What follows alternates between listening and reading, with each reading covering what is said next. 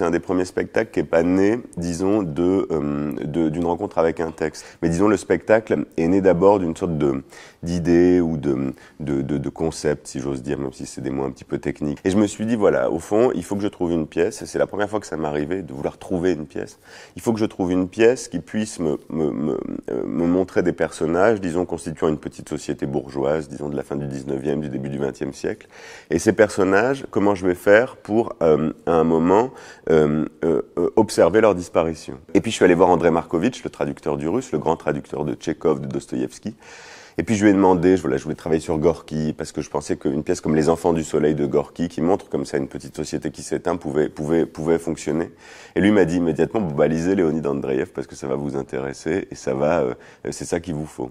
Voilà, donc c'est un écrivain extrêmement protéiforme, assez suicidaire, qui est mort assez jeune, quelqu'un d'assez déprimé, hein, faut bien le dire, et d'extrêmement bouleversant, mais vraiment de bouleversant, avec une sorte d'étrangeté dans son écriture, qui est que quand on le lit, quand je vous parlais de trous à l'intérieur de son écriture, on sent à un moment qu'il y a quelque chose de lui qui sort et qui nous brise le cœur. Mais vraiment, c'est bouleversant.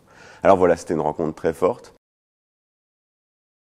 Donc moi j'ai lu beaucoup, et puis en essayant d'oublier mes idées de départ, et en même temps elles sont restées constamment, eh ben j'ai compilé, disons, 3 ou 4 pièces, une grande pièce qui s'appelle Ekaterina Ivanovna, une pièce symboliste qui s'appelle Requiem, une nouvelle qui s'appelle Dans le brouillard, et puis encore d'autres éléments comme ça, des textes courts, hein, qui s'appellent La résurrection des morts, l'autre qui s'appelle L'abîme, mais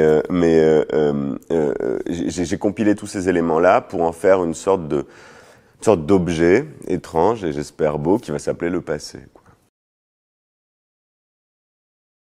Je crois que les textes du passé peuvent nous raconter tout un système, disons, de valeurs. Moi, par exemple, quand je vois un Racine, je suis toujours surpris qu'on nous parle autant de la question de l'honneur. Alors, on peut me rétorquer que la question de l'honneur est une question aussi très contemporaine, parce qu'il y a des sociétés aujourd'hui qui fonctionnent encore énormément sur des questions d'honneur. Mais je crois que davantage, au fond, et ça, je m'en suis rendu compte et ça m'a saisi. Parce que souvent, quand on fait des spectacles, on ne sait pas pourquoi on les fait. Et là, maintenant, j'ai fait suffisamment de spectacles pour pouvoir les regarder et disons, me faire ma petite psychanalyse personnelle et me rendre compte que je montais des romans parce qu'ils étaient écrits au passé. Ça fait que je pouvais faire vivre des personnages et au-dessus d'eux, placer une voix narrative qui racontait ce qu'ils faisaient au présent devant le spectateur, au passé, comme si cette chose était déjà passée et avait disparu. Et je me suis rendu compte que tout mon travail était construit là-dessus, sur quelque chose, et tout même mon rapport au théâtre était construit là-dessus. Et c'est pour ça que je filme autant. C'est le même geste, au fond. C'est que ce que je veux essayer de dire, disons, fondamentalement et même majoritairement à l'intérieur de mes spectacles, non pas de dire, mais ce que je finis par montrer, hein, à mon corps défendant parfois, ce sont des gens qui vivent et des voix qui disent que ces gens ont disparu.